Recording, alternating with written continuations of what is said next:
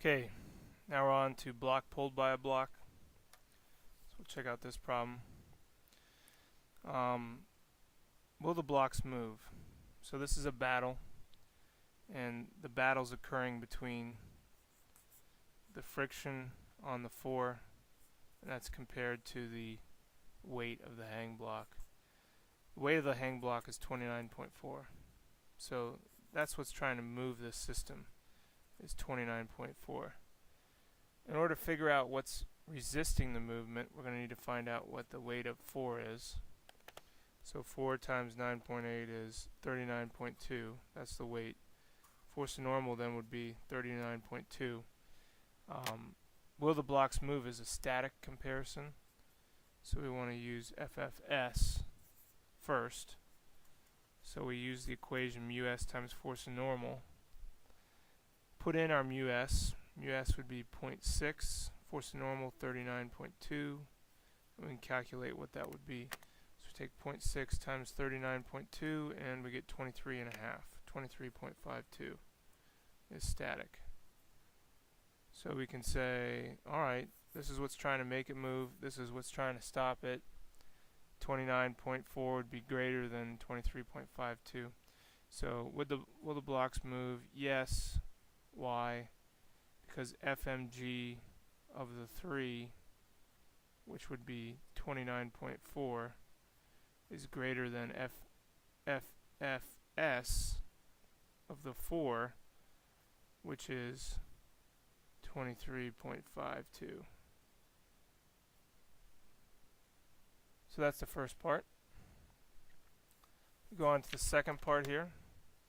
The second part says, what is the acceleration of the system? So we can use a lot of these numbers that we just had, combine our masses and look at it as a 7 now. We have what was trying to make it move, 29.4, and what we want to do now is find this new number, FFK. So once it's moving, the friction is reduced. So we plug it into a similar kind of thing that we just did.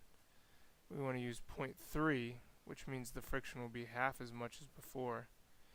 And we end up with 0.3 times 39.2, 11.76. So 11.76 is our new resistance force, which gives rise to acceleration.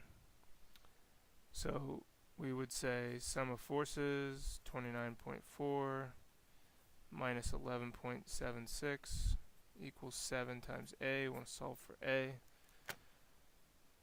29.4 minus 11.76 is 17.64. Divide by the mass 7. A equals 2.52 meters per second squared. So that would be the acceleration of the system, 2.5 or 2.52. What if it was frictionless? This force diagram would change. We'd have 29.4 and nothing. So we would simply say sum of the forces equals 29.4 equals MA, where M is 7, 4 plus 3. So we get 29.4 divided by 7, 4.2 would be the acceleration, which is kind of surprising probably, because a lot of you are thinking, well, if it's frictionless it'd be 9.8, but maybe not, right? What would be the acceleration if this was set up like Atwood's machine? So if it was set up like Atwood's machine, we would have a 3 and a 4, and we would find the weight of the 4. 4 times 9.8 is 39.2, and 3 times 9.8 is 29.4. And you can see the 4 will go down and the 3 goes up. So we combine our masses as 7 again and compare these two numbers, 39.2, 29.4, and we end up with something like 1.4. Less acceleration than when it battled friction.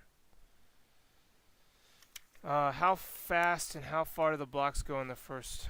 This is for the original setup. So remember we had 2.52 meters per second squared for the original setup. How fast is easy enough. We just plug it into number 1, put in 2.52, put in 4 for time. Remember, it starts at rest.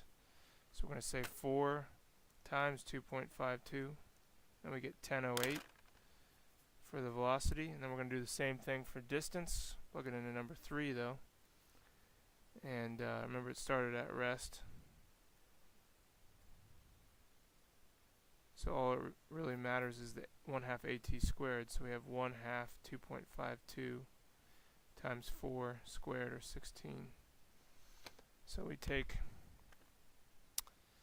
1.26, which is half of 2.52, and we multiply it by 16, and we get 20.06 for the distance. 20.16 for the distance. So that's how you do that one. So here's all our stuff. Acceleration, frictionless, Atwood's machine, distance, and velocity when it's fighting friction. Okay, the end.